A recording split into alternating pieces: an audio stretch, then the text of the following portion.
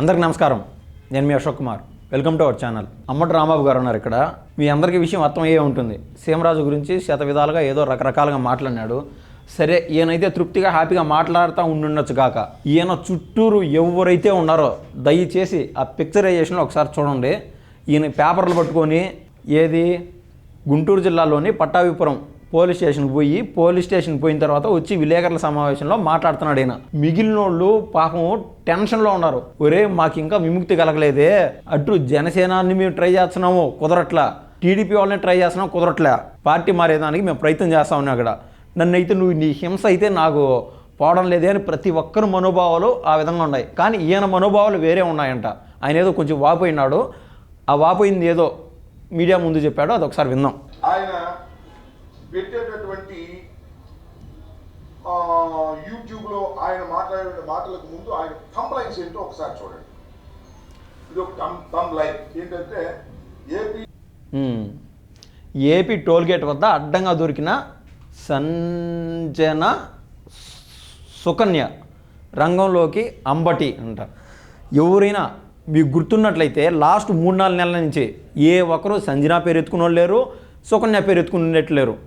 ఈయన ఏదైతే ఒక ఇమేజ్ ఉండిందో లాస్ట్ 5 ఏళ్ళలో ఒక మంత్రి హోదాలో ఉన్నా కూడా ఆ ఇమేజ్ పోయిందే, మళ్ళీ జనాల నోడలేకి పోవాలంటే ఏమి చేయాలా అని పోరికడుతున్నాడు. అందులో భాగంగా అందరూ మర్చిపోయినటువంటి ఇది సంవత్సరంన్నర క్రితంది ఇదో ఈ సీమరాజు యొక్క థంబ్నెయిల్. ఆ థంబ్నెయిల్ తీసుకొచ్చి ఇవాళ పోలీస్ స్టేషన్ వరకు వెళ్ళాడు. సరే, ఇది మా మనోభావాలు దెబ్బతిన ఒకటి. 2, ఒరే ఆంబోతు, మా పార్టీని మింగబెట్టడానికే కదరా నువ్వు ఉన్నది. సీమరాజు సంచలనమైన ప్రెస్ మీట్. ఇది సీమరాజు గారు. ఇది ఒకటి. 2వది, సుకన్య సంజనను వదిలేసి నా వెంట పడ్డాడు Ambati Rambabu. I love you Raja. ఇక్కడ కామెడీ ఉంది కదా. కామెడీ కాదు, ఆ సీరియస్నెస్ని పాపం ఈ సీమరాజు ఇన్వాల్వ్ అయ్యి అది కాస్త ఆ సీరియస్ ఉండేది కామెడీ అయిపోయింది. లేకుండా అంటే అదేమో నిజమే. సంజన సుకన్య ఎన్ని జనాలకి దేవుడిచ్చినటువంటి గొప్ప వరం ఏంటంటే మరుపు. ప్రపంచం అంతా మర్చిపోయింది సంజనాని సుకన్యాని. ఈయన మర్చిపోలేక గుర్తు చేసుకుంటానే ఉన్నాడు. అసలు ఆ విషయంతో ఏం పని? సంజన అయింది, సుకన్య అయింది. నువ్వు అసలు బాధ్యత గల ఒక పార్టీలో ఉండవు. ఈ ప్రభుత్వంలో పలానా తప్పులు జరుగుతున్నాయి, అయ్యా దయచేసి దానిపైన ఒకసారి చూడండి. ఇట్లా ఏదైనా ప్రభుత్వానికి ఒక మెమరాండం రూపంలోనో ఏమైనా కంప్లైంట్ రూపంలోనో ఇవ్వచ్చు కాక, ఇప్పటికీ నువ్వు సంజన సుకన్య పైన పడున్నావంటే నీకే తెలియాలా. మీ నాయకుడు జగన్మోహన్ రెడ్డి గారు నిన్ను ఆయన వాచ్ లిస్ట్లో పెట్టుకున్నాడు. ఎవరి వల్ల? సీమరాజా వల్ల అనేది నువ్వు దయచేసి గ్రహిస్తే బాగానే ఉంటుంది. ఇప్పుడు మా మనోభావాలు దెబ్బతినకూడదు. కానీ చంద్రబాబు నాయుడు గారిని ఏమన్నా అన్నా, లోకేష్ గారిని ఏమన్నా, ఈయన అంటున్నాడు అది ముగిసిపోయిన అధ్యాయం సంజన సుకన్య అనేది, మా మనోభావాలు దెబ్బతిన్నాయి అంటున్నాడు. అందరికీ గుర్తుండే ఉంటుంది. సాక్షాత్ అసెంబ్లీ సాక్షిగా స్వయాన ఇప్పుడు ఐటీ మినిస్టర్ అయినటువంటి నారా లోకేష్ గారి పైన ఆయన పుట్టుక పైనే అంత వ్యంగ్యంగా, అంత అసహ్యంగా, అంత జుబుసాకరంగా మాట్లాడినాడు ఈ ఆంబోతు. ఎవరు? నేను అన్నట్లే సీమరాజు అన్నాడంటే ఆంబోతు అని. దేంట్లో? ఆయన యొక్క మీడియాలో. దాన్ని ఈరోజు ప్రజల ముందు చూపిస్తున్నాడు. ఆల్రెడీ ఆయన కంప్లైంట్ రిజిస్టర్ చేసినాడు పట్టాభిపురం పోలీస్ స్టేషన్లో. సరే, ఆయనకి ఏం మాట్లాడారు కాస్త చూద్దాం. వాళ్ళ మనోభావాలు మాత్రం దెబ్బతినిపోతాయి.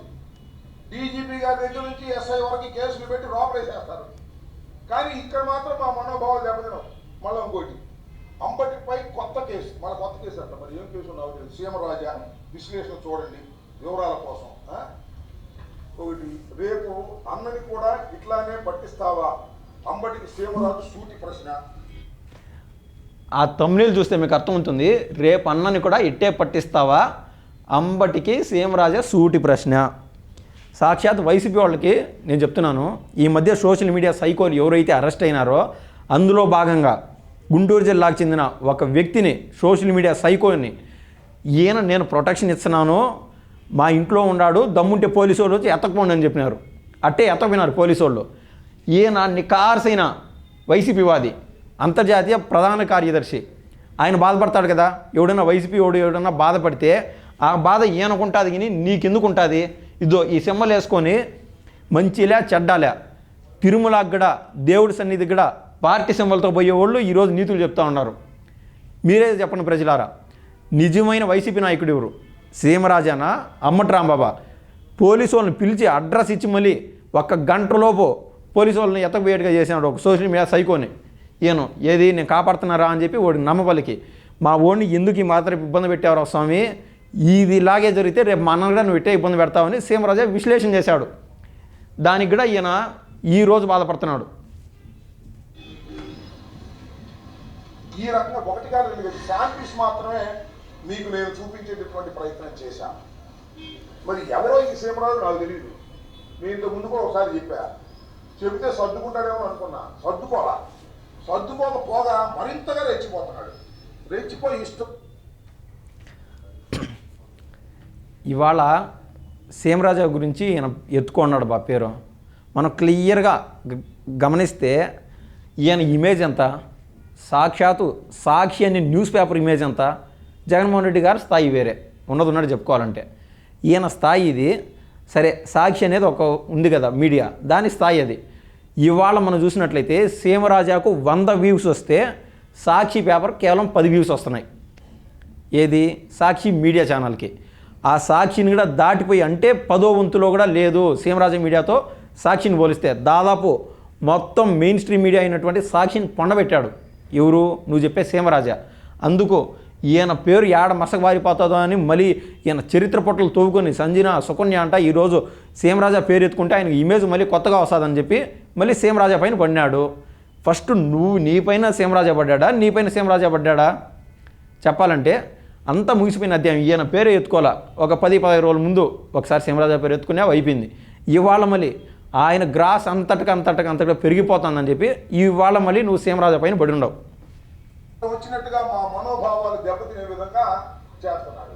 కారణం ఏంటంటే మనోభావాలు దెబ్బతిన్నాయి అంటున్నారు. 151 మంది ఎమ్మెల్యేలు ఉన్నారని సాక్షాత్ సీఎం హోదాలో ఉండి జగన్మోహన్ రెడ్డి గారు అన్న మాటలేంది? మా 151 మంది ఎమ్మెల్యేలు ఉన్నారు, మీ 23 మంది పైన ఒక్కసారి పడితే మీ పరిస్థితి ఏదో ఊహించుకోండి అని. అదేమన్నా రెజ్లింగ్ పోటీయా? ఏమన్నా కుంఫునా, తైకోండానా? అదే అసెంబ్లీలో బీజేపీకి సంబంధించిన వెంకయ్యనాయుడు పనిచేశారు. అదే అసెంబ్లీలో ఏది ఇరు రాష్ట్రాలు కలిసినప్పుడు పీజీఆర్ లాంటి వాళ్ళు, రాజశేఖర రెడ్డి లాంటి వాళ్ళు, అదేవిధంగా రామారావు లాంటి వాళ్ళు అంత మహోన్నతమైన దానిగా చూస్తారు శాసనసభ అంటే. అటువంటి దాంట్లో మీ నాయకుడు, మీ సైకో నాయకుడు ఇవాళ ఏమన్నాడు? మా 151 మంది మీ పైన పడితే ఏమవుతుంది గతి అని. ఇది ఏమన్నా కుంఫు పట్టీలు అయ్యా? ఉన్నది ఉన్నట్టు చెప్పుకుంటే అది మీకు ఉల్లికిపాటు ఎక్కువ అంట. అంటే మీరు ఒక సినిమాలో చూసారుగా, రజనీకాంత్ ఒక రోబోని సృష్టిస్తాడు. అదే సినిమా నాకు గుర్తులేదు. అట్లాగే ఇది లోకేష్ గారు సృష్టించినటువంటి రోబో లాంటి వాడు. ఎవరు? మన సీమరాజు. లోకేష్ గారు ఏం చెప్తే ఆయన మాట్లాడతాడు. లోకేష్ గారే దగ్గరుండి దీన్నంతా నడిపిస్తాడు. బ్యాటరీ అయిపోతే రోబోకి మళ్ళీ బ్యాటరీ ఛార్జ్ చేస్తారు కదా, మళ్ళీ ఛార్జ్ చేసేది కూడా లోకేష్ గారే. ఆయనే పెట్టుబడి, మనకు పెద్ద స్టూడియో, దానిలో పెద్ద హంగామా.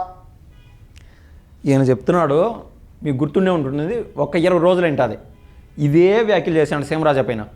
లోకేష్ గారు సీమరాజాకు డబ్బులు ఇస్తున్నాడు అని. ఏదన్నా కనీసం ఒక రిసిప్ట్ ఫామో ఇంకొకటో సీమరాజా నారా లోకేష్ గారి దగ్గర డబ్బులు తీసుకున్నట్టు ఏదన్నా రుజువు ఉంటే చూపిరా స్వామి, నేను ఈ మీడియానే వదిలేస్తాను, ఒక వీడియో కూడా ఇంకా చేయనని ఓపెన్ ఛాలెంజ్ విసిరినాడు. ఆ రోజు నుంచి పత్తా లేకుండా పోయినాడు. ఈరోజు మళ్ళీ వచ్చాడు. ఆయన అర్థమవుతుంది అనుకుంటా. ఆయన అనవసరంగా ఆయన కెలకద్దు. ఆయన ఫైర్ కాదు, వైల్డ్ ఫైర్. దయచేసి సీమరాజాను తగలాలనుకుంటే నువ్వు కేవలం వెచ్చగా చలిగాల్చుకుందాం అనుకుంటావేమో, చేతులు కాలిపోయేంత ఫైర్, వైల్డ్ ఫైర్. తయారు చేసేందుకు కొంతమంది మనుషులు ఒక పెద్ద ఇండస్ట్రీ లాగా పెట్టి లోకేష్ గారి సృష్టితో తయారైనటువంటి సీమరాజు రోజు విచ్చలవిడి మంచి చెప్తా ఉంటే వీళ్ళు బుర్రకి ఎక్కించుకుంటారు అనుకుంటే కనీసం చెవులు కూడా ఎక్కించుకోవడం లే. సీమరాజా ఏమన్నాడు ఒకప్పుడు, ఈయనకి డయాఫ్రమ్ ఇరిగేషన్ మినిస్టర్ కదా, కనీసం ఈయనకు డయాఫ్రమ్ వాళ్ళంటే ఏంది తెలీదు, అసలు టీఎంసీకి క్యూసీకి అసలు డిఫరెన్స్ తెలీదు, ఎట్టాటోని ఇరిగేషన్ మినిస్టర్ చేసామన్న జగనన్న, దయచేసి ఆయన్ని తప్పించు, మంచి వాళ్ళని ఎవరైనా ఉంటే చూసి నియమించు, ఆ పోలవరం కంప్లీట్ అయ్యేట్టుగా, లేదా రకరకాలుగా గాలేరు నగిరి ప్రాజెక్టు కావచ్చు, రకరకాల ఇవన్నీ ఉన్నాయి, వీటన్నిటికీ కొద్దో గొప్ప న్యాయం అంటూ జరుగుతుంది అని చెప్పి ఎవరున్నారు? ఇదో ఇట్లా క్వార్టరీ, ఇదంతా సెకండ్ గ్రేడ్ క్వార్టరీ. ఫస్ట్ గ్రేడ్ క్వార్టరీల్లో సజ్జల రామకృష్ణారెడ్డి ఇట్టటోళ్ళందరూ చుట్టుకొని ఉన్నారు. ఇంక సీమరాజా డైరెక్ట్గా సాక్షాత్తు అంత అభిమానం అయినటువంటి జగన్ గారికి అంత అభిమానం సీమరాజా ఆయనకి ఎలా చేరవేస్తాడో ఏ రోజున పిలిపించి మాట్లాడినాడా, అసలు నీ ప్రాబ్లం ఏంది, అసలు నువ్వు ప్రజా సమస్యలు యొక్క మెమరాండం నీ దగ్గర ఉన్నదంట కదా, చూపి అయిన చెప్పి ఆయన ఏమైనా సమస్యలు ఏమైనా తెలుసుకోవడానికి ప్రయత్నం చేస్తాడంటే లేదు. సీమరాజా కోపం ఎవరిపైన ఇట్లాంటి మధ్యలో ఉన్నారు చూడు, జగన్ గారికి బ్యాడ్ రివ్యూలు ఇస్తా జగన్ గారిని తప్పుదోవను పట్టించేవాళ్ళు, వాళ్ళపైన కోపము. అందుకు అక్కడ జరిగే ప్రతి చెడుని ఎలివేట్ చేస్తూ ప్రతిరోజు జగన్ గారికి చేరవేసే విధంగా ఆయన ఒక మీడియా రూపంలో అయితే తెలియజేస్తున్నాడు. ఫర్ ఎగ్జాంపుల్, ఎలక్షన్స్కి ముందు ఈవిడ 6 కోట్ల రూపాయలు తీసుకునింది అని మనం విన్నాం. ఎవరో చిలకలూరుపేట రజని మల్లెలు రాజేష్ అనే ఆయన దగ్గర అన్నది తప్పు, ఈ మాదిరి ఎమ్మెల్యేలు నికార్సైన వాళ్ళు రాకుంటే ఇబ్బంది, డబ్బులు ఇచ్చి ఎమ్మెల్యే టికెట్లు కొనడమేంది, అక్కడ ఈ నాయకుడు బెస్టు అని చెప్పి మంచి మంచి రివ్యూలు ఇస్తూ ఉన్నాడు సీమరాజా. ఆ కాలం అది. అట్టాటి సీమరాజాని తొక్కు వేస్తా వాళ్ళ అన్నను చేరనీయకుండా ఇట్టాటి వాళ్ళందరూ అడ్డపడి ఇవాళ ఆయన పైన కంప్లైంట్ పెట్టడానికి ప్రయత్నం చేస్తున్నారు. చెప్పా కదా, ఆయన ఫైర్ కాదు వైల్డ్ ఫైర్. అవసరమైతే ఎప్పటికైనా జగన్మోహన్ రెడ్డి గారిని మళ్ళీ సీఎం చేయాలనే ఉద్దేశంలో ఆయన ఉన్నాడు. నీలాంటి వాళ్ళ వల్ల ఆయన యొక్క ఆలోచనని మార్చే విధంగా మీరు ప్రయత్నం చేయొద్దు. సీఎం హోదానే మార్పిచ్చేసి ఈయనే సీఎం అవ్వాలని ప్రయత్నం చేస్తాడేమో నేనైతే చెప్పలేను. ఇక మమ్మల్ని దూషించే కార్యక్రమం చేస్తున్నారు. చాలా మంది ఎందుకంటే వదిలేసారు సీమరాజుని, ఆమె అట్టగే మాట్లాడతాడు, మీరు దాన్ని పట్టించుకోమాకండి, అనవసరంగా అతనికి ఎక్కువ ప్రిఫరెన్స్ ఇస్తున్నారేమో అన్నారు. కాదు, నేను మనవి చేస్తున్నాను. ఆ సీమరాజు అనే వ్యక్తి ఈయనంట పెద్ద నాయకుడు, వీళ్ళందరూ చెప్పారంట సీమరాజాని దయచేసి పట్టించుకోవద్దు, ఆయనకి ఎక్కువ ప్రిఫరెన్స్ ఇస్తున్నారండి. ఇందాక నేను చెప్పా కదా, కావాలంటే మీరు యూట్యూబ్ పోయి సీమరాజా మీడియాని కొట్టి చూడండి, మెయిన్ స్ట్రీమ్ మీడియా అయినటువంటి సాక్షి చూడండి, ఆ వ్యూస్లోనే అర్థమైపోతుంది ఎవడు లెక్క ఎంతో. అది సీమరాజా గారి స్టామినా. సో సీమరాజాతో పెట్టుకునేటప్పుడు జర జాగ్రత్తగా ఉండాలని చెప్పి నేను మళ్ళీ నేను చెప్తున్నాను. దయచేసి అది మైండ్లో పెట్టుకోవాల్సిందిగా ప్రార్థిస్తున్నాను. మరో వార్తతో మరోసారి మీ ముందుకు వస్తాను. ధన్యవాదాలు.